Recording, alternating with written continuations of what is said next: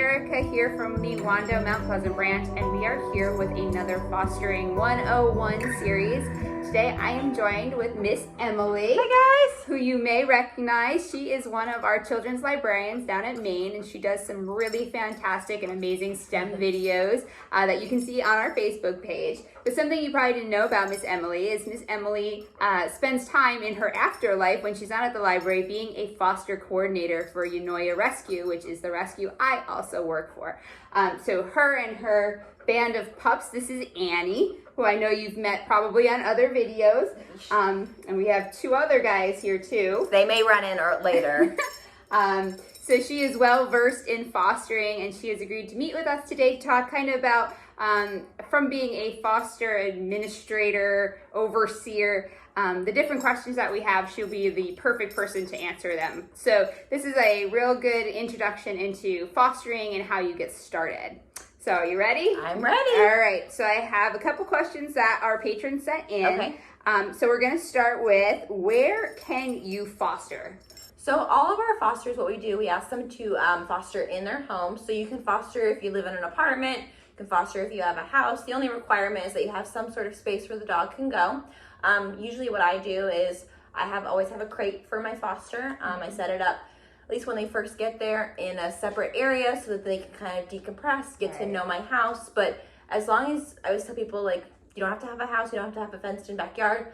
As long as you have somewhere for the dog to sleep and the dog to go to the bathroom and you're willing to take the dog out, then we want you to foster for us. Awesome. So that pretty much means anywhere. As long as you have a place for the dog to sleep and go outside, you are perfectly set to foster.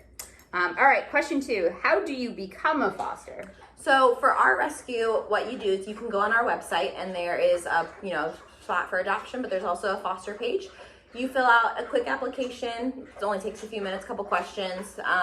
What happens then is that I go through that, take a look. As long as that looks okay, I send you an email back with some questions, follow-up. Then we get on a phone call where I talk about, give you more in-depth information about what fostering for us may look like, just in case you've never done it, exactly the ins and outs. It's usually about 15 to 20 minutes. If someone still wants to proceed, what we do is then I'll do a virtual home check. So I just have them send me a couple photos of their house. Doesn't have to be Instagram quality. Don't need to dust. It's sort of just to make sure that the house is safe and secure for the pup. If that goes through, then we send over a new foster letter and a new foster contract. They sign all of that, send it back to me, and then we get them started whenever they're ready. Some people get started the same week. Some people take a little bit longer. Either one's totally okay. Awesome. So if you submit an application and you decide, okay, maybe I'm not ready right now, will your foster application stay on file so that when you are ready, you'll be able to have a dog? Yes, and so what we usually do too is our fosters, we have a Facebook page just for our fosters, private. Only fosters and approved fosters can join.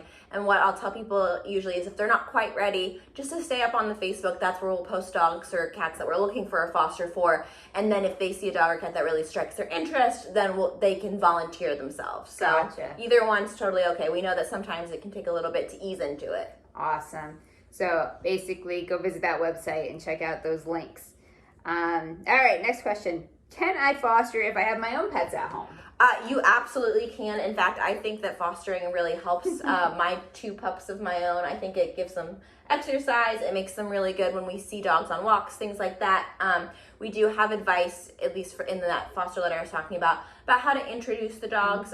We advise doing it slowly, usually. So what I'll do is, like I said, I have Annie. Annie's just getting really comfortable. Annie has no problems with dogs or people. So I usually have a crate that I let the dog stay in a separate room just because I have the space for a few days so that my dogs can kind of smell and get used to the other dog. The other dog can kind of get comfortable, know that this is a safe area. And then what I'll do is I introduce them slowly. So a few minutes at a time, I watch the body language of the dogs, make sure everything's going okay. And as long as that's good, eventually most of our fosters, within a week or 2, they're running in the backyard with Annie and Remington. Awesome. So, yeah. So what about cats? What if I have a cat at home?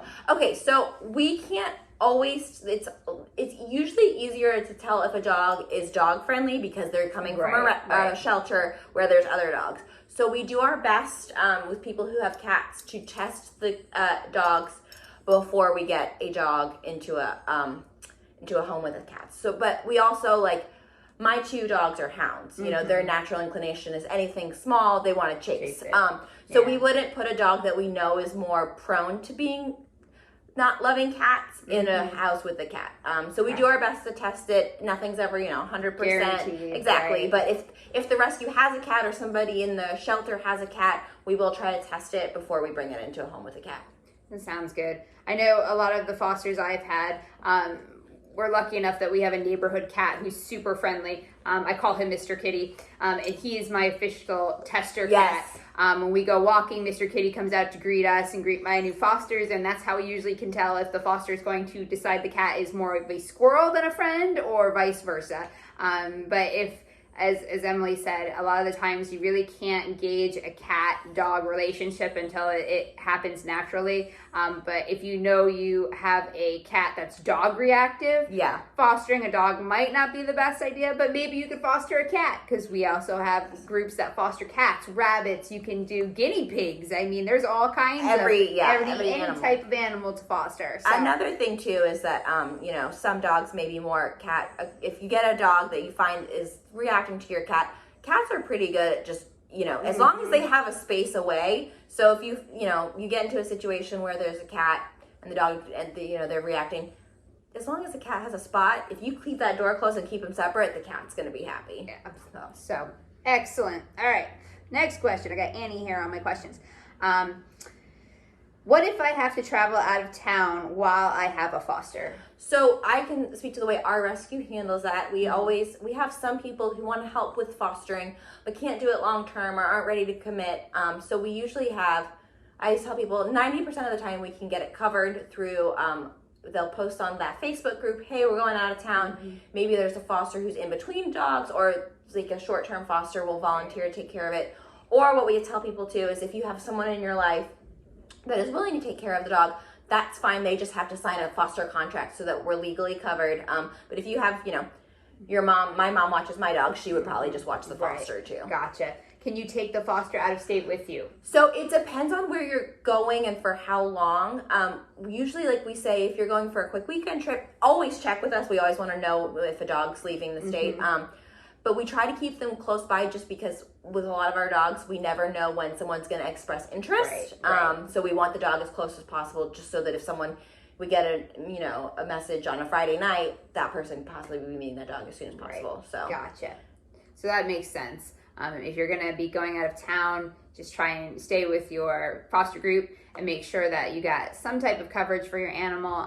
They will always help you out. I know I've never had a problem getting coverage when I needed to go out of town last minute. We've even had some situations where one of our the people who runs the organization, her mom will come and watch the foster's dog. So we figure it out. We want our fosters to have lives. Yeah, they even have a plan for hurricanes, like evacuating. If you're in a place where you need to evacuate an animal, like foster groups are amazing at this. This is what they do for a living and what they do all the time. So don't be afraid if you have these small questions to ask at any time, because I'm sure Emily or someone in the foster group will have an answer for you. All right, let's keep going. So, for folks that rent, how do you avoid getting in trouble with your complex if you haven't paid a pet fee? So I know that even in our adoption applications, we require proof that you have gotten approval from the complex. We don't want anyone fostering or adopting, without their complex notice. Right. We want a landlord-tenant relationship to be friendly. So I guess our best advice would just be to clear it with any complex, any requirements. So some complexes have requirements, certain breeds can't be allowed, which is, we understand that. So we wouldn't put that dog in there. Right. So I guess my answer would be just to be completely honest with your landlord, and, we will work with any foster about any restrictions as well. Awesome. So don't be sneaky. If you want to do it the right way. Do it above board. If you can't do it right now, you can hopefully do it someday when you move to a place where they can accept your pet. And a lot of complexes, I know ours, when we lived in an apartment we were fostering, if you mention that it's a foster dog, they usually are pretty understanding. Awesome. All right, moving right on here. So can fosters go to doggy daycare? We don't advise that, just because one, these dogs are rescues, so we don't know exactly. We're still trying to figure out their temperament. A lot of the dogs, they may have medical issues. They may not be fully vaccinated, so we don't want to other dogs to get sick or our dog to get sick. It's also a liability issue, so we do not recommend it. We do something for our dogs called a Pamper Pup Day, which our events coordinator, people who cannot foster but still want to help out, what they'll do is they'll volunteer to do the Pamper Pup Day.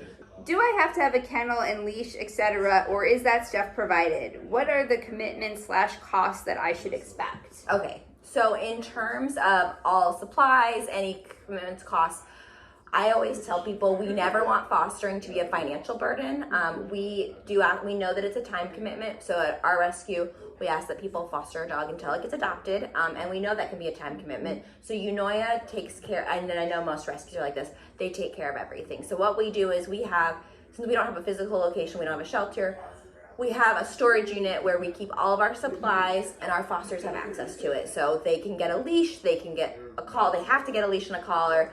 They can get a kennel if they want one. I usually advise one just because I think it's good for the dog to have a safe and secure area.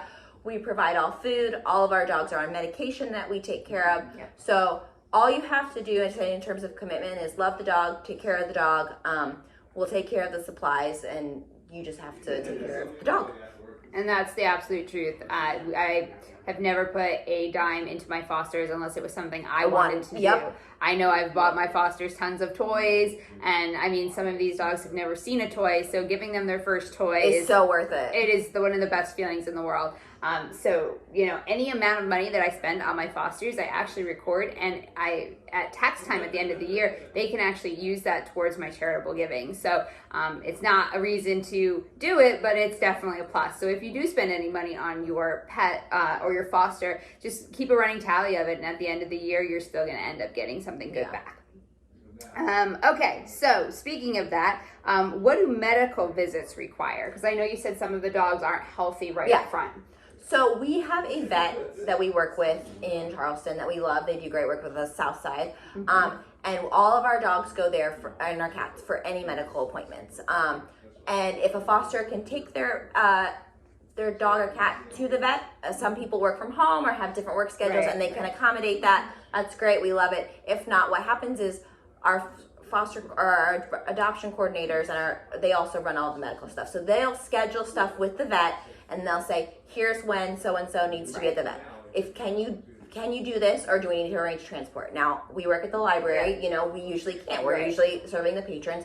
So I usually say, I really can't, unfortunately. We have a lot of great people, again, who can't foster but want to help out. So what that happens is they'll find somebody else who can usually come pick the dog up and drop the dog off. Again, I tell people, if you have the time and attention to take care of the dog, we will figure out the rest. Awesome. I know I had a medical foster with Unoya. I had him for almost 4 months. He was a very long range case. And as Emily said, we were at the library, so I didn't have time to be able to take him to the vet every day. And without a problem, somebody always covered his shift. They picked him up. They would take him for his visits to the vet to make sure he got his medicine on time. He had to have a monthly shot. So it worked out really well because they're very well organized. This is not, something that usually gets thrown together. There are spreadsheets involved and sign-up sheets, and so it definitely is not a last-minute kind of thing in most cases. Which is another good time to point out, if you can't foster but you want to help out the Pamper Pup, but also just the transportation is a huge win. Yeah. And really helpful. Yeah, it really helps the fosters to be able to rely on people to make sure their pups get where they need to go. All right, I think we have just one more question left. So, is behavioral training expected? So, that really, in terms of expectations, no. Some people have more of a background in it, work on it if they want to. I always tell people when, friends of mine ask, I say my job is always just to get them to trust humans and to feel safe and secure, and to get to the point where, house is a good thing, people are a good thing, other dogs are a good thing. Anything else I can do is a benefit, but I also see myself as a stopping point to their forever home, and their forever home may want to train them in a certain way. So if people have a training that they know how to do and they feel comfortable doing it, that's great. It's not a requirement or an expectation. Awesome. So, and just to add on to what Emily was saying, I know she actually has one here right now. Yes. One of our fosters, Summer, she was having especially hard time with behavioral training, and with the wonderful fundraising that they were able to do, some of the dogs that are harder cases for behavioral training, they will go and pay for them to have intensive behavioral training, in which case they'll actually leave and come back. And I know you could speak to that a little bit with Summer. It's usually a last resort just because it is costly. We are very lucky that we have a lot of generous donors. We don't do it unless it's like really preventing them from getting adopted or preventing them from having a quality of life. But we work with Canine Revolution in Somerville, and they picked Summer up, and they worked with her for a month, and they would send us weekly updates about how she was doing.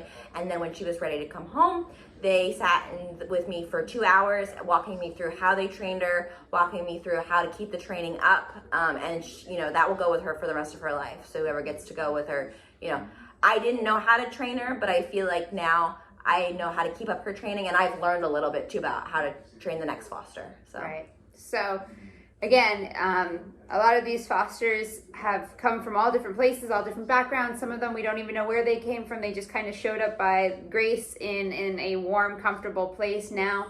That's the story with my two. I don't really know what happened to them before they got to the rescue. But look at Annie. She's just wonderfully adjusted to couch life. In fact, some would say she's thriving. So again, fostering is an amazing way to give something back. We all know that none of us are good enough for dogs. They're definitely here to give us a better life, and so in turn we want to give them the best life we can. So hopefully you guys learned something today with Fostering 101. We want to thank Miss Emily. My pleasure. And I just want to add that, this is something I do a volunteer, but it's because it's the best thing I do with my time. It is so rewarding. I just encourage anybody to do it because it gives you the best warm and fuzzy feelings. And besides that, we encourage you to come see us both at the library. Yeah. And we'll see you guys next time. Have a great day. Bye, guys. Hey, guys. It's Erica here at the Wando Mount Pleasant branch, and I want to thank you for joining me for another episode of Bon Appetit. Today we are talking about treats on the go, and I know when I go on a trip, or my husband and I go on a trip, we always make sure to pack our granola bars or our protein bars. So we actually have a recipe for granola treats today so that your dog can go ahead and have some granola bars of their own on the fly with you. The reason why traditional granola bars are not great for dogs is because they're full of artificial sugars in most cases. A lot of the times they also have some almonds in them, or they can have walnuts in them. Nuts actually are not great for dogs, and we'll cover that in just a moment or two. But so in order to have a safe, healthy alternative for a granola bar on the fly with your pup, we are going to make granola bars today. And they are super simple, have very few ingredients, and are a very quick, low cost, great treat for your pup. So today what we're gonna need, we have rolled oats, we have some cinnamon, some organic creamy peanut butter. Again, always make sure that it's not sugar-free or low fat or anything that could potentially have harmful baked sugars in it. We have some water, we have some pumpkin puree. Always make sure when you buy your pumpkin puree, this says 100% grade A pumpkin on it. Make sure you are not getting pumpkin pie filling in a can. That has way too many sugars and is definitely not good for your dog. Then we have our applesauce. Again, I don't have a large jar of applesauce at home. I just have these cute little to-goes. So we're gonna need one of these today. We're gonna need our honey. And we're going to need some chopped up, very finely chopped up, dry roasted peanuts, not honey roasted, dry roasted peanuts. All right, so we're going to need for equipment, we have our mixing bowl, spoon, measuring spoons, measuring cups. We're also going to need an 8x8 size cake pan to press them into. Mine is actually a little smaller than 8x8, but this is what I had available for me today, so they might just take a minute or two longer in cooking. And then of course something to grease your pan with. So of course I have olive oil spray. You can use Pam or Crisco or whatever you like. So in order to get started, we're gonna make sure that we turn our oven on. You're gonna wanna preheat it to 350 degrees. And while that's preheating, we can go ahead and throw this all together. That's what I like most about this treat. You can literally just throw it all in one bowl, mix it, put it in your pan and get it in the oven, and it's done. There's not a lot of steps, there's no rolling, there's no cutting. You can, if you want, you can actually roll this out and cut it into shapes. But for me, I know my granola bars are little rectangles, so my dogs are gonna be little rectangles too.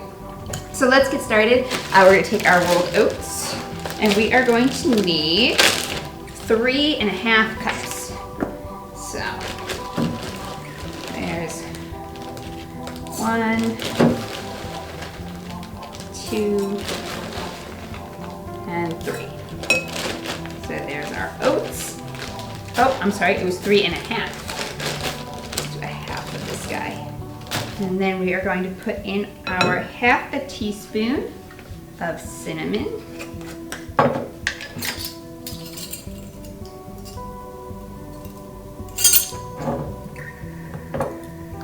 This always pours out really fast on me, so just make sure you're careful. Just like that. So there's our ½ teaspoon of cinnamon. And then we're going to do 1 cup of our peanut butter. Again, always remember to stir your natural peanut butter, because once it sits for a while, that oil will come back up to the top. We don't ever want to just pour a bunch of oil into our pups' treats. So once it's good and mixed, put it into the measuring cup here. Just about a cup of peanut butter. Smidge more, and there we go. So that's our full cup of peanut butter. Again, it's organic, creamy. All right, so we have our peanut butter. We're gonna move on to our water. We only need 1/4 of a cup of our water.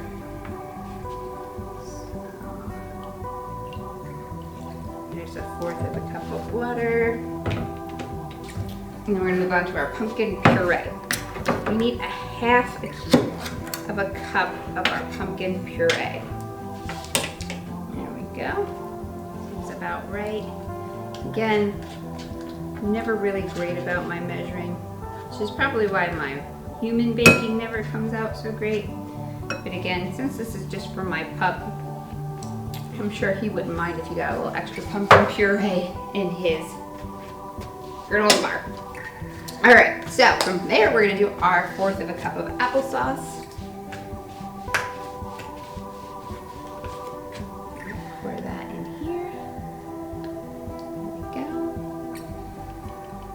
And then we need our honey. So our honey, we're gonna do 1/4 of a cup as well. That is a lot of honey. The reason why you need so much honey is because these are granola bars. And for one, they don't have a lot of sweeteners, so there's no fake sugars, there's no chocolate, there's none of those things that are not good for our pup friends. Instead, we have lots of honey to sweeten it, which is a great alternative sweetener for humans and dogs. And it's nice and sticky, so it'll help our granola bars stick together.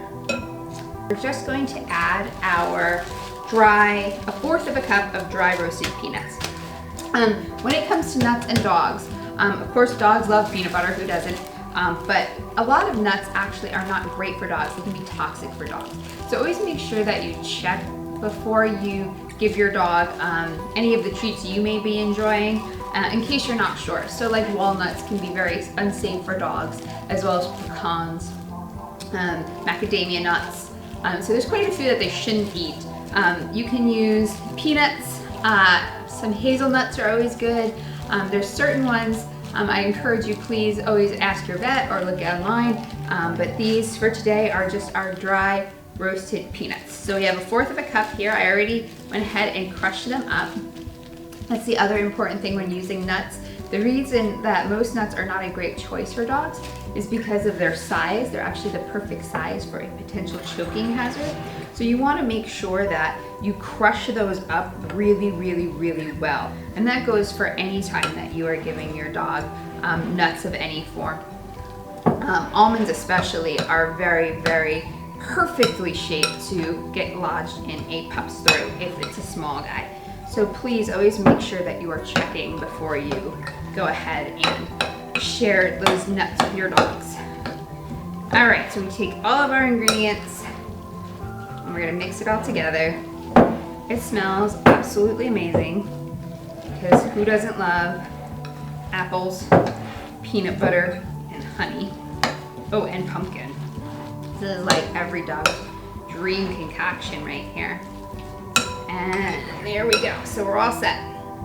Now, we're gonna take our pan that we're gonna bake in, and you're gonna want to make sure that you spray it really, really well with either Pam or olive oil spray, or line it with some Crisco or lard, anything to make it from stay from sticking, because of course we know this is going to be super, super sticky. So we're gonna take our batter, and we are gonna just dump it right into the tray here. There we go. And then you're going to smush it down. You want to try and smush it in there as evenly as you can, because we want to make sure that it has an even bake on it when we put it in the oven. As you can see, we've got it really smushed in there. It actually reminds me a lot of Rice Krispie treats when you make them. So we have this all set to go in the oven now. Our oven's been preheating on 350, and we're gonna go ahead and put this in there for 30 minutes on the center rack. Okay, it's gonna help dry out some of those ingredients and make it really stick together. So I'm gonna go ahead and get this in that oven, and then as soon as our 30 minutes is up, we'll come back and see how our puppy granola bars are looking. So we have our doggy granola bars. We've just taken them out of the refrigerator. So we baked these at 350 for about 30 minutes. Once it was done, it gets nice and brown on the top and around the sides. As you can see, we took it out and I cooled it until it was really cool to the touch on a wire baking pan. It just allows it to cool all around. And then I took it and I put it in the refrigerator. So this guy has been in the fridge for at least 4 hours. And now we can see it's pretty hard. Sounds pretty hard. So we're gonna take our knife and we're gonna cut these into our doggy granola bars for on the go road tripping. Mine are gonna be slightly more square than rectangular, but that's fine. I'm pretty sure Alice won't mind. Pull it out and you can see we have a perfectly shaped doggy protein bar, or not a protein bar. It actually has lots of protein in it for dogs, but it would be our granola bar. So you can take these now that they're completely cooled and put them in a bag. You can take them along in the cooler with your granola bars on your road trip, and that way your dog always has a delicious treat to eat along with you while you're in the car. So this recipe again came from our Healthy Hound Cookbook. It's on in our catalog here at CCPL, full of awesome, great dog-approved healthy snacks that you can make for your pup. So thanks for joining me today for another episode of Bon Appetit.